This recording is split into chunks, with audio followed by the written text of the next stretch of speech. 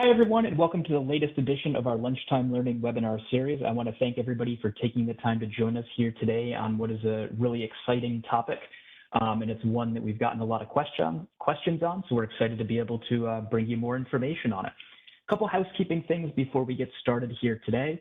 My name is Brendan Woodruff. I'm the Director of Sustainability at DEC, and I'll be serving as the MC for today's event. Everybody is on mute upon entry, so if you do have questions as we go along, please type them into the chat box. We'll be reading out the questions at the end, so anything as we go along, just type it right in there. This webinar also is being recorded. It is going to be put up on the Green New York website afterwards. I've put a link in the chat here to where you can find that. In addition, we are working on putting together our next 6 months of Lunchtime Learning webinar topics. Our next one coming up is going to be on November 8th, and that's going to be on the Inflation Reduction Act and how that's going to impact folks. There's a number of rebates and tax credits and other things in there, so we're going to break it all down for you on what's coming down the pike with that. So without further ado, I want to get into today's topic and introduce Mitch LaRoja, who's the Chief Development Officer at Shared Mobility. Mitch, take it away. Thank you so much for the introduction, Brendan.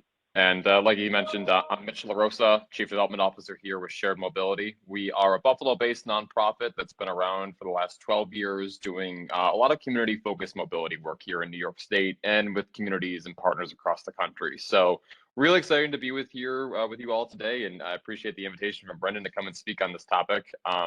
So just going through a little bit of our agenda. Would love to take you folks through a little bit about who we are before we get into more of the substance, give you some background about our work, our history, where we've been, what the work so far is. And for today's conversation, it's going to be a lot of talk about e-bikes, and e-bikes are obviously a very exciting new part of our mobility landscape. Sure many of you either have an e-bike, know someone with an e-bike, or have questions about an e-bike, I'm sure, because you've joined today's webinar. So happy to get into all of that, talk about some of our work here with our bike sharing program, and some new conceptual work in the e-bike library space as well. And then just wrap up with our next steps, see, kind of where we're going with all of this. And after that, we get into some Q&A, hear from all of you, and would love to engage in some conversations. So that all makes sense. I'll just jump right in. Little history lesson for our organization.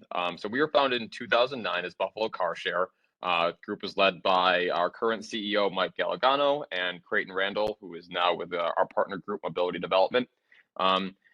See top left picture rather is some of the original team from about 10 years ago. And the original mission of the organization was to create a new way to get around here in Buffalo. About 1/3 of all the households here in the city of Buffalo lack access to a personal vehicle. And back then, car sharing in a mid-sized city was a pretty new concept, not something that had been done at this scale before, and not really something that had always been done through a nonprofit model. And we'll get into a little bit more of that as we go along here, why that's advantageous. But for the sake of this, the real benefit is the ability to adapt and to listen. Here in Buffalo, that meant working with a lot of community partners to figure out where to deploy vehicles initially, and then working with partners as well and how to add new options, electric vehicles, etc. So the program was successful, grew for about 6 years. Unfortunately, due to some insurance regulations from the state side, the program was transitioned to Zipcar. And in turn with that, the organization also transitioned from just being a car share focused operation to being more of a mobility focused nonprofit. And the difference there is that instead of just running a program, just focusing on one tranche of this mobility landscape, we felt that through the experience we had with the team, we could do more. So in 2015, we received funding through NYSERDA to do a project called New York State Shared Mobility Networks. And the goal of that was to take what we learned in Buffalo Car Share from a Buffalo Bike Share pilot we were doing at the time and help partners across the state expand their mobility options too. Started with that for a few years, caught on to things, began doing work nationwide in 2017. And then beginning in 2020, we were funded by NYSERDA again to actually study electric micromobility, which is a bit of the segue into what we're talking about here today with e-bikes. But just before we get into all of that, just for some more ethos, we went and do this work as a nonprofit because we believe, especially when we work with communities of Buffalo size or smaller, so really more non-traditional markets, not where these large private mobility operators are focusing on, There's a lot of good work to do, and there's a lot of need for transportation. And the existing options out there in car sharing or bike sharing, scooter sharing now, and even ride sharing are promising, but not always what we need to actually create specific tailored solutions to communities and listening to people. It's not a one size fits all approach in our world. What works in one city or town does not necessarily work in another. And oftentimes you see some of these kind of chaotic pictures from different programs. But a lot of that's the output of not being able to be grounded in what you're doing. Scooters, for instance, if you're a big scooter operator, you have no local ties. A lot of people aren't going to care if they chuck your scooter into the river. But if you're a bike sharing operation and you have that local connection, it can mean a lot of difference in terms of how you present your programming to folks. And also, that's the basis for getting people to transition to doing, new types of options for their transportation, doing that mode shift we all want to get to. So the industry is promising, it's challenging, and we really appreciate being that nonprofit in the space that can kind of twist ideas and do some cool new things. Fortunately, that's gotten our work to a point where we're now doing work here, not just in New York State, but across New England, the West Coast, a bit of the Midwest as well. Still staying involved with a lot of these options. But to more of the topic at hand today with e-bikes. As I mentioned in that history slide, beginning in 2020, NYSERDA funded us to do research on electric micromobility, or EMM for short. And that's scooters, that's e-bikes, that's experimental three-wheeled vehicles, charging stations, the whole lot. And it was a really timely project. As coronavirus set in and everyone shut down, the state legislature did still pass and enact the current laws we have today that allowed e-bikes and e-bike sharing to be legal in New York State, which is a big step forward for the work we're doing and a lot of the work you all are committed to as well. So the project was timely in that way that we began to do policy and programming analysis on what types of ways we could help communities introduce these options here in New York State. This was supercharged, in fact, by a very large donation of e-bikes we received in June and July of 2020, that same year. So again, on the backdrop of COVID, everything shutting down, Uber, the largest of the big private mobility operators, decided they didn't want to be in bike sharing anymore. Didn't see the future for it. In their read of the tea leaves, it wasn't worth their time. So they ended the jump bike program. This was their e-bike division that was doing work mostly on the East and West Coast. They ended up sending 25-ish thousand bikes to scrap that they didn't want to use anymore. But we were fortunate enough to get about 3,100 of those that would have otherwise been recycled and taken off the streets. Really, basically seeing on Twitter one morning, oh my God, they're scrapping thousands of bikes. We need to do something about this because we know that there are partners out there that would love to do work with this and that these bikes are still good, they are still worthwhile, and they still have miles left on them. Another fortunate thing is that a lot of our operations team are familiar with these bikes. So truckload by truckload, there's about 30 tractor trailers, you can see here on the left, came in, they were stacked in multiple warehouses. And, this was a really great opportunity, but it challenged us to think, what can we do with 3,000 e-bikes? This is something we would have never expected having access to. So what can we do from there? And realistically, the options boil down to sort of two types of programming. It's e-bike share and e-bike libraries. So for context, as we transitioned away from just doing car sharing operations, we did replace our sort of flagship here in Buffalo with a program called Ready Bike Share. That was born out of the aforementioned Buffalo Bike Share pilot I had just mentioned. That actually been done in collaboration with Social Bicycles, Jump Bike's predecessor. And launched in 2016 with the support of Independent Health, one of our local healthcare providers. So e-bike sharing, just like bike sharing, taking care of that short-term option, taking a bike from point A to point B, filling in that gap as well. But then there was another side of the concept as well, in e-bike libraries. And we were approached by a group here in Buffalo called the Eastside Bike Club. Been founded and doing rides here in Buffalo for about the last 6 or 7 years. The focus on getting people of color involved in biking. The east side of Buffalo is a very large community of color here in our region, and Buffalo is a fairly segregated city. So a lot of the work in biking, both for infrastructure, for programming, for engagement, doesn't always span the Main Street divide that really cuts our city in half. So, we understood those equity challenges. And when we were approached by Eastside Bike Club, say, hey, love to get involved with these e-bikes, love to do something. It really put our mind towards working to what that concept could be. So in the next couple of slides, I'll take you through all of this. We'll start with the e-bike sharing side, or rather just bike sharing to begin with for background. So as I mentioned, we launched this out of the Buffalo Bike Share pilot, which was the first GPS-enabled bike share pilot in North America back in 2012. Um, I eventually developed that into the full Ready Bike Share system for a launch here in 2016. A couple of successive expansions after that onto the University of Buffalo's campuses, up to Niagara Falls, and then engaging this year with an e-bike pilot. We're up to 400 bikes and a little over 90 stations. I think at this point, actually, maybe over up to 100. So we've actually expanded a little bit since I made this slide through in here. But the goal of having this as a program is really, again, to fill that immediate transportation need. It's to be flexible. So it's folks going to work, it's folks filling, the first last mile gaps in transit. It's also people going out and biking, having fun, exploring our region. The bikeways, the greenways we have here are really something else. So, we kind of see ourselves as a Swiss Army knife of biking in that way. But being able to offer so many bikes at so many different locations around the region has been, a really big success for us. And as we build on that, people have been coming asking us, when are we going to see bikes? When are we going to get there? So, we were able to work up to this year to actually get some of these bikes into our system. And you'll notice here they've got a little bit of a new sticker livery on them. We also helped to change out some of the tech, but just as we predicted back in 2020, these bikes have new life. So in a very similar vein to what we've been communicating to community partners through our NYSERDA grant, we really preach the importance of pilots, the importance of getting these new technologies out there, hearing from folks who are going to use them, and making adjustments as you go. You recall that big mountain of scooters. That type of mess comes from when you put all new types of tech and devices out and don't engage with people. You don't let people know what it is, don't hear people's concerns, hear the positives, and make adjustments. That's just a one size, here you go, have it all at once. And we really didn't feel that would be the most productive, especially given our dialogue with the city of Buffalo and other local partners who wanted to see how this would work.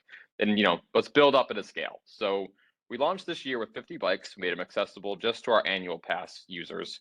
So these are folks who are more consistent riders. They're riding bikes multiple times a week. And that's why they have our annual pass to have access to the full season. Put them out at 6 different stations across the city. We really focused on making this accessible in more than one area: on east side, west side, North Buffalo, downtown. Trying to, again, spread out the access to these bikes in the pilot. Right now, we are working on a survey that's going to talk to our users about this, but I can say so far through about 12 weeks of our pilot, it's been pretty successful. And there's going to be a lot of learnings we go through in our data, go through in our survey, and figure out how long were people riding, where are people riding, and doing that's going to allow us not only to adjust our operations, but also, inform our policymakers about what we've seen out in the field. Looking at the tech on these bikes, and so the jump bikes really fit perfectly into what we believe is a good model for bike sharing and e-bike sharing by extension. They're accessible by phone, so you have a QR code, but they're also accessible by RFID card. So for our users who are not smartphone users, they still have a way to get into the bikes. But the QR code tech is something we added to our bikes this year, and it's really helped to take a next step for us to have an increased level of access and a more consistent level of service. You can see one of our members here in the bottom left is typing in her account number. That was our old controllers. But so some of the tech has been a really big help, also keeping that access up as well. Maybe the more important side of these graphics, though, is the flexible parking and focusing on these U-locks. So having the bikes locked to something is a big deal. And when you talk about bike sharing or any type of shared mobility program, ensuring your fleet is in good shape, and that means that the fleet itself is not being damaged or being abused, but also that they're not causing impediments, that these aren't going to be in the way of people who are using the sidewalk. This isn't going to create a problem for wheelchair users. And isn't just going to be a nuisance, essentially. So we've been, really gung-ho on the model we use, which is a flexible model. So you can park these bikes at one of our 100 or so stations across the region. You could also just park it to a bike rack, but so long as the bike is secured to something, that's the real important part. And it keeps not only the, like I said, the fleet safe, but also keeps just our community relationship. We don't hear a lot of complaints about our bikes being thrown and tossed different places. And we're committed to that sort of lock to technology side. So when we integrated e-bikes, we were really happy to see that our pilot users, are still following that, because these bikes have a lock on the side. We've created an environment here in Buffalo that people are familiar with that tech. They're familiar with how the system works like that. So our e-bikes have been a really perfect complement to the work we've already been doing. Put some of the graphics up here from what we include on the baskets, just for everyone to kind of see a different side of things here too. So when we put these out again, we do our best to communicate safe riding practices and really just a whole bunch of information we feel could be beneficial to users. We sticker these inside the basket, so if you're on the bike and you're looking down, you can see some of this information. We encourage folks to take a little read over it before they take a first ride. Encouraging wearing a helmet, definitely following traffic laws and obeying signs, signaling. Also, just some information about the parking again. It's important for us to try to find creative ways to talk to our users. Bike sharing is a little bit of self-service. So we're not here renting you the bike. You have your app, or you have your RFID card to go unlock the bike. And that self-service nature really provides flexibility, but it also means that we have to be really aware and keen on how we communicate with people. So fortunately, one of the ways we do this is through some of the safety messaging. So like I said, next steps, we're going to run this program, the pilot here with our e-bike sharing through about mid this month. Surveys are going out this week to folks to get some more information back from them. We're going to analyze and collect the data from our operations side, and then we're going to share those results with our local partners and policymakers here. We want to use this opportunity in a pilot to help found and build the foundation for better policy for mobility. So it's that incremental growth. We've had support from the city of Buffalo, and we intend to hopefully take the e-bike sharing region wide as our ability and our fleet increases, potentially getting new bikes as well, as the program grows. Perhaps though, now shifting off of e-bike sharing to the e-bike libraries portion. So I mentioned at the in the middle of this presentation here, our the Eastside Bike Club reached out to us and got in touch when they had heard about this donation. So again, for some background on them, founded in 2016, really wanted to get Black folks riding in a biking scene that is predominantly white here in Buffalo. They have weekly Saturday rides that leave out of MLK Park in the center of the East Side, and Eastside Bike Club is really founded on community, making sure that there are folks who want to ride and there's support there, and creating a environment at which people not only feel comfortable, but they feel social, and they're having a good time. Biking's fun, and we can talk about the transportation aspects all day, but it is about sometimes just being able to be around folks who are also involved in biking, want to go have a nice sunny ride on a Saturday, and the health aspects can't be understressed here either. What's one fortunate aspect for e-bikes is that they make riding easier for older adults, people with certain light physical disabilities, and folks who haven't really ridden a bike in a while. It can actually be a really great way to get active again. So Eastside Bike Club has been a really big partner in this. Their membership has been really excited about having e-bikes. So started with giving them access to the bikes for their Saturday rides by lining them up at MLK Park, one of our bike share stations there. But the work has expanded, and with the support of the National Center for Mobility Management, one of the Federal Transit Administration's technical assistance centers, as well as some funding from the Ralph C. Wilson Jr. Legacy Funds, which are administered by the Community Foundation for Greater Buffalo. We were actually able to cobble some funding together to do a full-scale e-bike library pilot this year. So the difference between e-bike sharing and e-bike libraries really lies in its use case, where e-bike sharing is that short-term, getting from A to B. E-bike libraries are more long-term, and we look at it like it's a library you'd get, like a public library for a book. You're lending the bike out for a week. The shop, they have a community workshop rather for people to come meet, where we can come do battery swaps, do light maintenance on the bike, or swap a bike out should there be a major problem. So we donated 50 of the e-bikes that we had from the stock to Eastside Bike Club, and their volunteers. You see Frederica here giving a little orientation to some new folks looking to ride. Basically, they do a more hands-on approach, and that also means something. It builds on that community sense that this group is really formed through the Saturday rides. By bringing people into the fold, putting a name to a face with a lot of this programming, it's been really, really helpful. And the feedback we heard ahead of this is that, look, people love, bike sharing is great, but we can only serve so many places with our hubs. By being a mostly station-based service for bike sharing, it limits our reach and limits our capacity to get to totally different places than maybe a dockless system would, putting aside some of the hazards of not having parking zones for them. But people need access to these bikes for a lot of different reasons: getting to work, getting to appointments, seeing friends, seeing family, or even just going on rides and getting out and active. So the pilot's really focused on how do we help folks with those use cases. And the results have been pretty solid so far. We've had a very solid membership base. Most of the time, all these bikes are rented out. People are coming for battery swaps more than one time a week if they're really riding actively. So it's been a really good showing this year for the Eastside Bike Club. And as I mentioned, one of the biggest aspects of this has been the new community workshop that they were able to found with some of this grant funding. So this is on Kensington Avenue by Bailey, if anyone's familiar with Buffalo.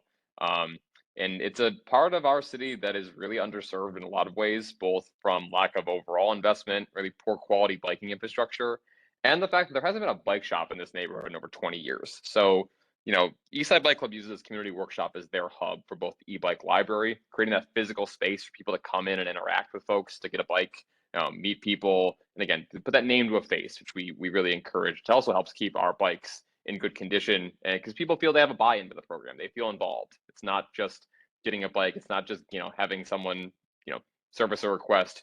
You're an active part of the ecosystem when you come in here, and the Eastside Bike Club team's they're really cordial. They want to meet people. People come in. It's a great experience. So we're happy to support this. This is Eastside Bike Club's project moving forward, and we're really happy about that. They have the vision for their community. They have the vision for the East Side here. So we love that it's a hub for engagement. People come and get their own personal bikes fixed. This is a space that when we did the shop opening, we did a big food giveaway. And keep in mind, this is a neighborhood in an area that has experienced some pretty big trauma this year from the May 14th shooting at our Tops on Jefferson Avenue. So any more spaces we can help create with this, with healing and supporting groups that have been doing the work on the ground before we have here has been really exciting for us. But the e-bikes are a great way to get people involved and put a big tie into that. So again, just showing you some of the literature, it's similar to how we have the stickers and the bikes. This is sort of some of the outreach materials Eastside Bike Club is using. And I can't really understate the outreach's importance here.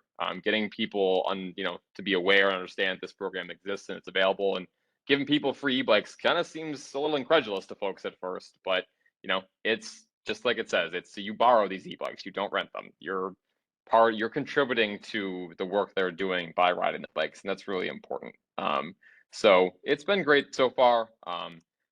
For next steps here and just sort of e-bike libraries in general, we hope to really use this pilot, and not only for our e-bike sharing pilot, but this pilot launch for Eastside Bike Club as well, to really help put more of a framework on what our work is moving forward. And a lot of that's going to be strengthening the public and private partnerships into this. So far it's been a bit of a nonprofit effort. We're putting funding together to make this happen, but we see e-bike libraries as a stable concept that can be part of this big mobility suite we all want, between transit, biking, and walking, other options. Getting people out of cars is not a one-size-fits-all solution. And so, we're happy to advance this work here. At the same time, we're also helping to advance some library work out in California with other partners. So it's something we want to keep building on. And we know that bringing in more public and private partners into the fold to help support that's important. As I mentioned in the last slide, advancing that community outreach and the engagement, helping that library membership grow is important. It's important to have community support behind these ideas. The library doesn't really mean anything if there's no one there to borrow the bikes. Fortunately, we haven't had the problem so far, and the people not wanting to borrow the bikes. It's been good demand, but we want to be able to build that support. And as more people are involved, expand the fleet, expand the capacity, expand the reach of the program. It's all has to happen in sequence. And lastly, like I said before, using the program as basis. We are really excited about this. We also have other partners in Western New York and across New York State who want to get involved with this. So it's a really great opportunity. We obviously still have a good amount of bikes. At this point, we have either used a lot of them, either shipped off to other partners, or now they're being used as parts. But we still have about 2,000 of those bikes are still available. And we are always looking for ways to get involved with folks who want to use them, have some resources available to help us bring the bikes up to a good quality of maintenance to get them out. But it's a holistic process, everything from operations to outreach to to the program development, which is a little more on my side of the house. It's a good puzzle piece, or good puzzle rather, to try to find pieces too. But we're proud of this work so far, and it's been a great summer. We're unfortunately coming to the end here, especially up in Buffalo. It's starting to get a little chilly outside, but we're in a good position heading into the next season, and we also think that this program and this concept has a lot of legs to it. So thank you all very much for the time, and I'm happy to discuss anything on both the bike sharing side, the e-bike library side. So Brendan, I'll throw it back to you to help facilitate some of the questions. Yeah, thanks, Mitch. That was an absolutely fantastic overview here. And you're doing great work out there. I mean, this is really impressive stuff. And I really liked a lot of the focus you're doing on kind of building the culture around bikes and building access to it so that folks have the ability to experience this. For myself, looking at e-bikes, I was on vacation last year and was like, oh, I've heard a lot about these. So I rented one for a day. And then next thing you know, this spring, I was like, I'm going to buy one because it's just fun to ride to work on one. And it's much more fun than doing anything else. So I think getting, in the vehicle space, they talk about butts and seats when it comes to EVs. And I think e-bikes are the same way. You get butts on seats and, people really, like them a lot. So I guess I got a bunch of questions here we're going to get to. The first one here is, and I think you've tackled a bunch of this, is what really makes a good bike community when we get that mode share to start to take off? Is it an infrastructure problem? Is it a culture issue? Like, how do you build that strong biking community? So people use the expression it's a chicken and egg problem. This is like a whole coop of chicken and egg problems all in one. So it's a lot of what you've already mentioned here, Brendan. In part it's the infrastructure. It's creating safe spaces for people to ride. And so, throughout that nice sort of project, part of it that I didn't even get to mention is that we use these bikes for a lot of demonstrations. We come out and we pop up with some groups, both here in Western New York and some partners across the state to say, hey, let's bring a couple e-bikes to town. Just, find a park, find an event that's already going on. And it was challenging during COVID, mind you. So you may have noticed a few people wearing masks in some of these pictures, and that was from some of those events. But we still had some support. And to your point, Brendan, riding these things, it changes the game for folks. People are skeptical. They get on, they feel that boost, they feel good and get moving, and it's nice. But that only goes as far as the safe spaces. We can create safe spaces for demonstrations in a park or in a limited setting, but people need a safe space to ride every day, and they need a space that they feel they can be comfortable in. So the infrastructure is one thing. Yeah, I think the community aspect around it is really helpful to push more people in. People want to be social. People want to be around people who are also having fun. And, this is a fun thing. It's almost, we kind of have to almost avoid looking at this as purely a transportation solution because, we live in a society in which people are going to travel the easiest way they feel possible. So here in Buffalo, we call us a 20-minute city. You can get 20 minutes anywhere. And it's not like the 15-minute city in Paris where you can go just 15 minutes on a train or a bus or a bike. It's 20 minutes in a car. And people are comfortable with that. But the more we can get people comfortable, both socially, physically out there, I think it's really good. And I also just think making the options available in general. So we're really happy that we've been able to offer sort of two types of programming so far here out in Western New York with the library and the bike share. And then we hope to build the library up more and more to actually expand that reach as well. But like I said, with the getting people out of cars thing, there's no one size fits all to it. So we got to make sure we're dynamic. We can, be on our feet and just be responsive. There's no real benefit, in my opinion, in being rigid about what's the right way to bike, what's the right way to do this. And, for the experienced cyclers out there, believe me, and I'm one of them on the side, we can talk about all we want. Sorry. We can talk about all that all we want in our cycling groups, but the average person wants to get out there. They want to have some fun. They want to see the sun. We hope that that's going to be the baseline to getting more people comfortable with biking. The more comfortable they are with biking, e-bikes help with that even more so. Then that's when we start to pull people out of cars. That's when we start to pull people out of their existing habits and create that mode shift. But you need to give people an incentive. It's disincentive doesn't work for everything. It's the carrot and a little bit of the stick, but it's mostly the carrot, if that makes sense. Yeah, that makes a lot of sense. So we talked a lot about shared mobility today and shared e-bikes. Do you have any recommendations for what folks should think about if they're thinking about buying an e-bike for themselves when they're shopping around? So I don't have any specific advice on that, but I would say go to your local bike shop and have a conversation with folks. We're at a point now where e-bikes are mainstream. If you asked these questions 5 years ago, you might have had a more difficult time finding an e-bike or finding folks who can understand that. But the pandemic, for all the unfortunate side of it, some of the silver lining included that people really liked biking. They really, really got out and started doing these things. And we're at a good time right now where you have a lot of people, there's a critical mass of people who are e-biking. So like I said, you go to your local bike shop, they'll be able to give you the best advice, talk to you, have that conversation, because that dialogue is important. But we're also starting to get past some of the supply chain issues that really, really hamstringed everyone for the last couple of years. So you're seeing more e-bikes available. You're seeing different types of models at different price points available. So I think realistically, that's probably the best way to do it. I don't personally have a dog in that fight of who's got the best e-bike out there, but it's, just like any type of bike, it's whatever you feel comfortable on. So get out there, talk to folks, and definitely take a couple test spins around, wherever you're buying it from. Yeah, I think that makes a lot of sense, and everyone's going to have different needs. So getting the right bike or the right, electric mobility device for your for what you're doing on a regular basis is going to be really important on that. In terms of wear and tear on the shared bikes, how long do they last usually, and what happens to them at the end of their life? So we've been pretty fortunate with that. So we deployed 200 bikes initially in our 2016 launch. So they're at the end of their seventh season right now. I believe our fleet retention rate is somewhere between 90 and 95% on those original bikes. I mean, some of them just been hit, they'll get tacoed wheel, they get some other types of little, maintenance issues, but we can fix a lot of that. And our operations teams really focus on trying to keep the vehicle in fleet and do whatever we can repair wise to keep it maintained.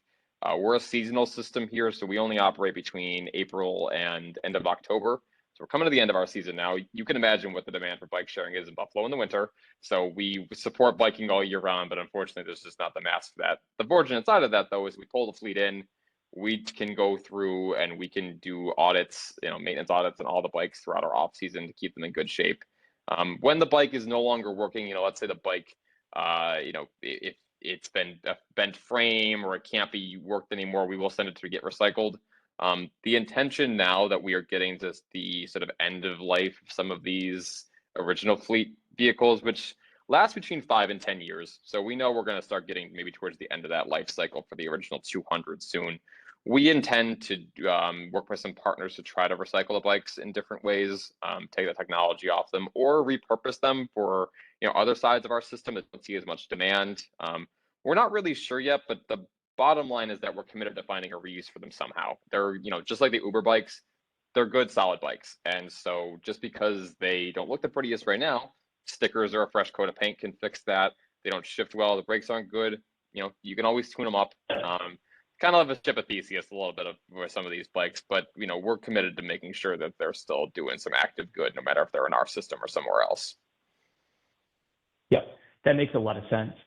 And we got another question here. This person is from, they live out in Suffolk County, and when they go to visit their daughter in Queens, they love using the bike share system there, but there's nothing like that out in Suffolk County. Have you seen any kind of examples in suburban areas of successful bike sharing, or any tips on how something like that could get started?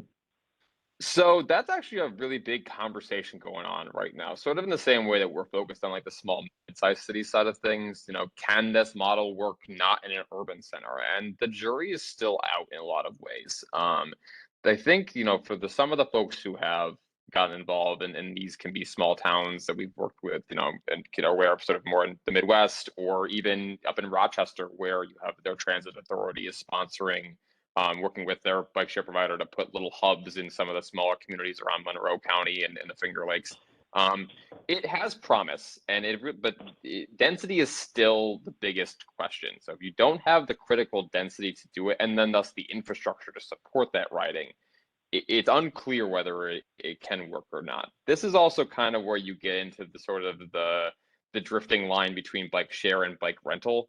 So in a lot of smaller places, you could have a bike rental operation that works great. And bike rental works because you are bringing a bike from point A back to point A because you're renting it out from some sort of, a bike shop or some other type of business.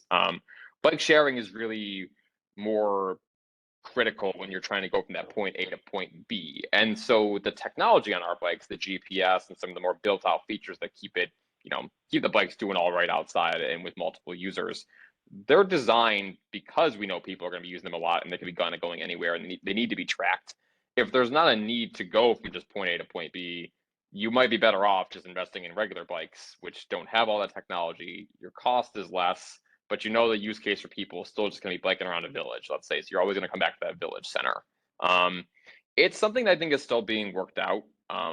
The shared model is tough when you don't have that level of density, and that's the level of sort of demand for it you would like with City Bike in Queens. But we are hopefully interested in maybe this library model. has a lot of potential with that as well. Again, in a similar way to that rental, we know there's going to be that centralized location for it.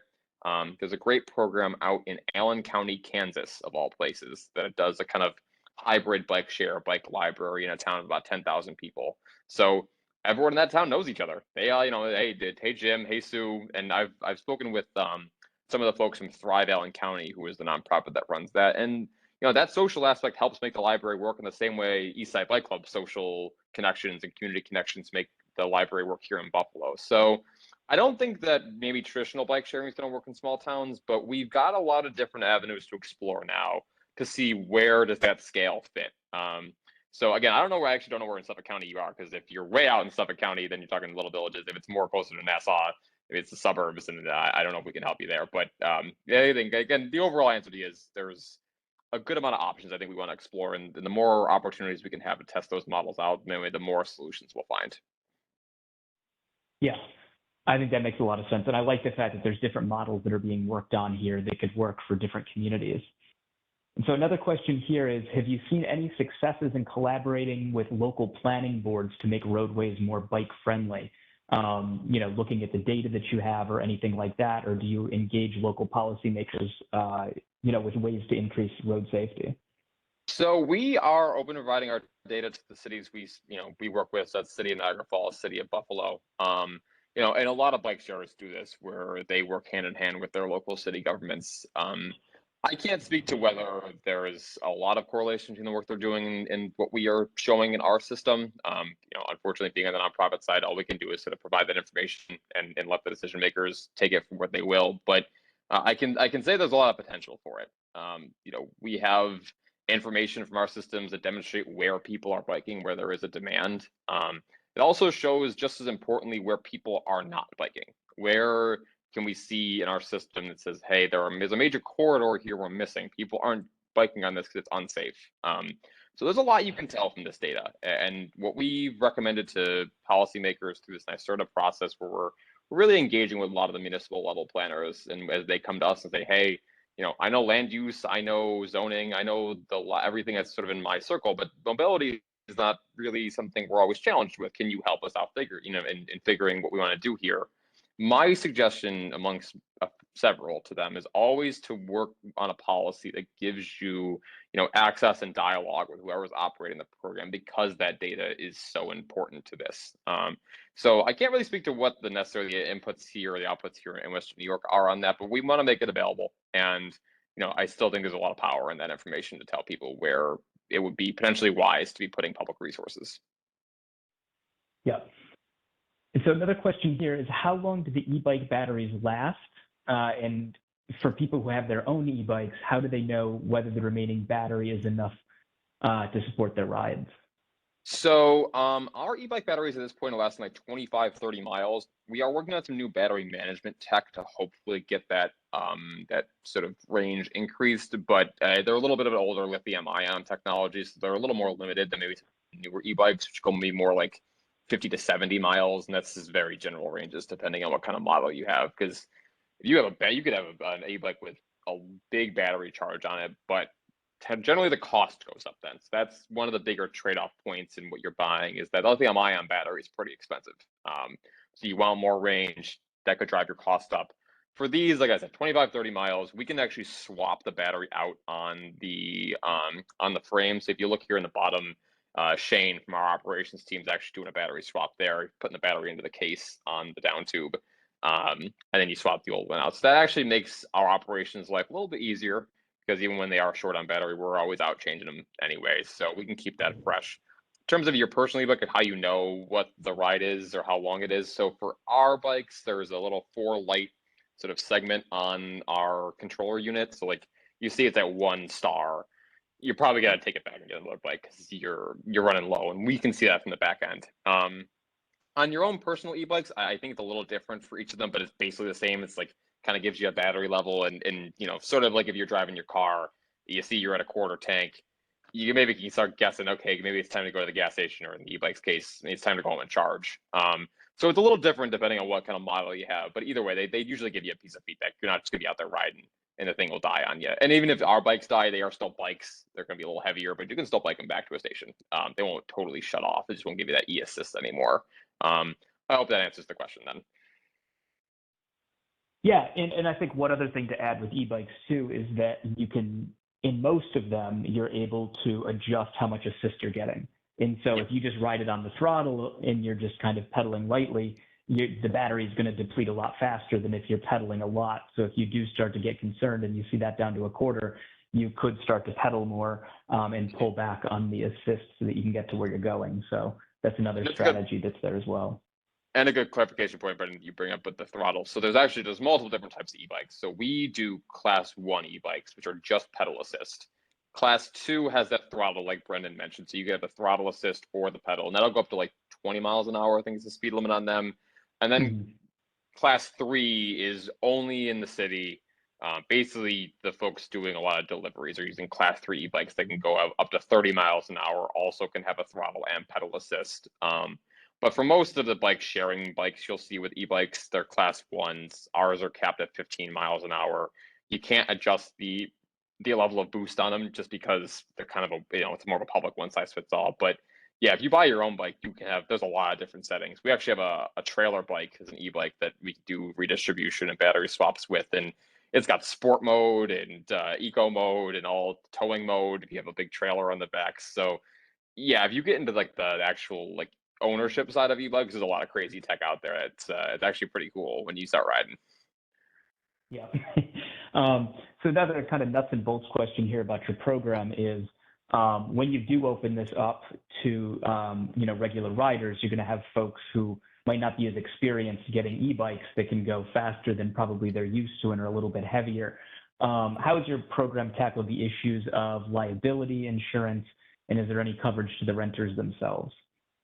So we do have a standard waiver. We have people sign when you sign up, which they're welcome to read the terms and conditions as well. But it just indemnifies us essentially if they were to fall.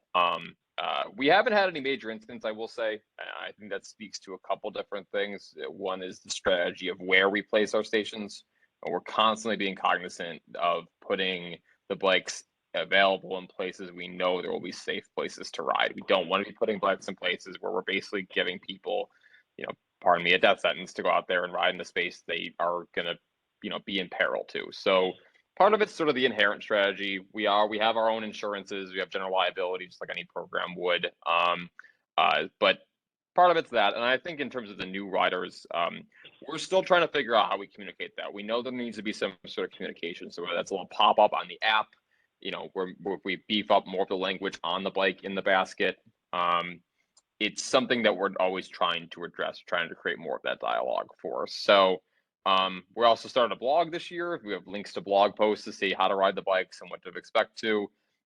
So we're constantly just trying to get the information out to folks as best as we can, knowing too that people sometimes just want to ride the bike and they're not always going to be looking into all the other stuff. So we try to boil the information, the need to know information down to the simplest message we can and put that in as easily accessible a place as we can for folks, especially because it is self-service. So again, hope that answers the question. Kind of trying to take care of it from all angles. It's not an easy answer in terms of how do you do some of the safety management from a more remote setting, but just trying to find all the dialogue channel ways you can with the users is a really good start. Yeah. And I've got one more question here. If others have questions, feel free to type them into the chat box. I thank you so much, Mitch, for taking all of these questions. We always have a lively group here.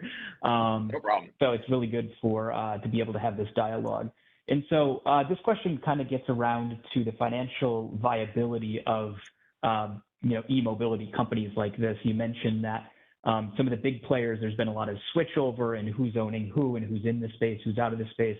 You mentioned that you guys are a nonprofit. Can you speak a little bit too about the long-term viability of these programs financially? Sure.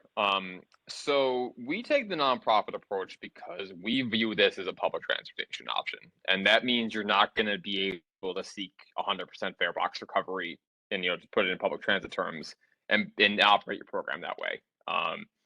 There's a lot of for-profit companies out there that have been trying to make that happen. And if you look at the sort of long-term history of people trying to use transportation as a vessel for-profit operations, that hasn't really worked in the last 100 or so years since the car was invented. Transportation is not something you can make money off of. At least that's our view on it. So we're fortunate to focus on how do you bring in supplementary funding sources that make this program work.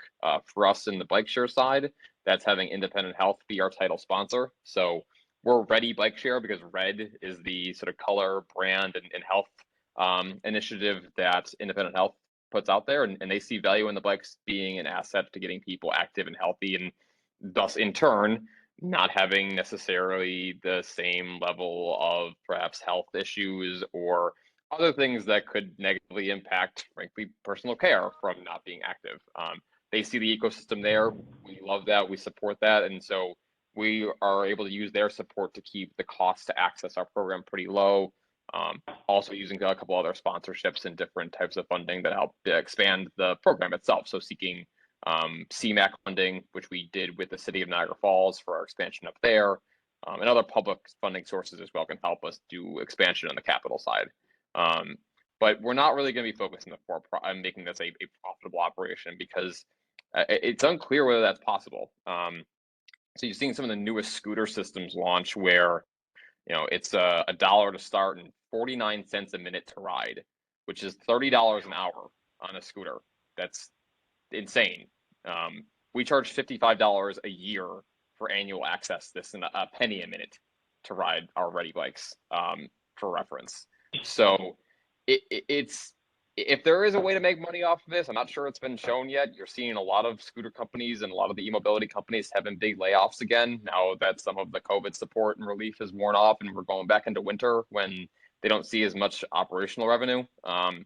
But it's the give and take. We're aggressive in terms of how we want to push concept and push the envelope in terms of how to run these programs, but we are always very cognizant of not overextending ourselves because the work we do is pretty important and we don't ever want to be in a spot where we said, oh God, we went too far into this. We thought this would be a money-making operation. It's not. Now we're having to downsize our programs, which is unfortunately the case for a lot of this. I mean, in COVID alone, 3 of the major bike sharing operators in upstate left within 6 weeks of the pandemic starting because they didn't feel there was a profit motive. And Ithaca has actually not gotten their bike share program back since Lime left. So the impacts on a corporate scale are newsworthy, and the layoffs and the losses and the really never making money sort of aspects of it are definitely really visible to people. But the community scale impacts are, like, if not more important, just as important, because when communities lose these options, it's very hard to get them back.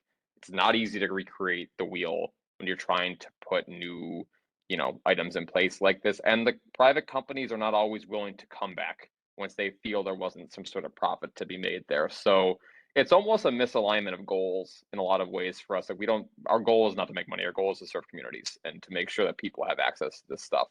And yeah, I think that being the nonprofit, we're sort of a nonprofit with a for-profit mindset. Like, we're not out here to lose money. We are out here to keep the lights on, keep our work growing. And so you have to be nimble about that. You can't just be out there with a one-size-fits-all sort of vision that this is going to work at all costs. That's why we're always willing to adjust, always willing to listen. But yeah, it's an existential debate in our world. Like, can transportation programs make you money? And it's just not something we really feel strongly about. We'd rather find other ways to be creative and keep these programs going for folks. Yeah, no, I think that was a fantastic overview of kind of the lay of the land there, and I really appreciate that.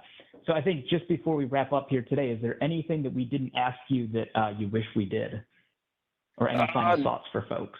No, you guys really peppered me all around here. I was excited about it. So I appreciate the time, everyone. I will drop my email into the chat here, though. So if anyone else does have any questions we didn't get to in the hour, feel free to reach out. Definitely more than willing to talk some more about it. And thank you for the time, Brendan. I really appreciate being able to come on here and speak. Yeah, thank you so much, Mitch. This was absolutely fantastic. And again, thank you everybody for joining. Just to let you know, our next one is going to be on November 8th, and it's going to be on the Inflation Reduction Act and kind of going through the rebates and tax credits and things like that. So make sure to tune in for that. And we've got the registration link in in the chat box here. So thanks everybody. Really appreciate your time today. And thank you, Mitch. Have a good day, everyone. Thank you, everyone.